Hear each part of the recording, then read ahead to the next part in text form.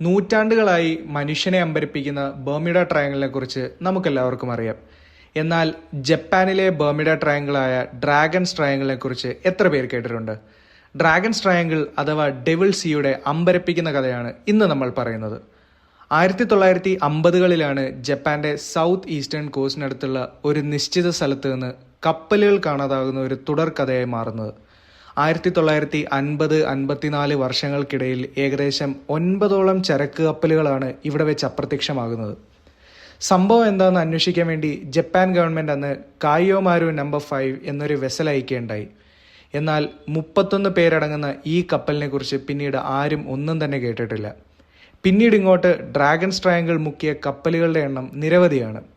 സയന്റിസ്റ്റുകൾ ഇതുണ്ടാകാൻ കാരണം undersea volcanoes, magnetic anomalies പോലുള്ളവയാണെന്ന് പറയുമ്പോൾ ഇതൊന്നുമല്ല, കടലിൽ വസിക്കുന്ന ഒരു ഭീകരജീവി അല്ലെങ്കിൽ ഏലിയൻസോ ആണ് കാരണം എന്ന് പറയുന്നവരുമുണ്ട്.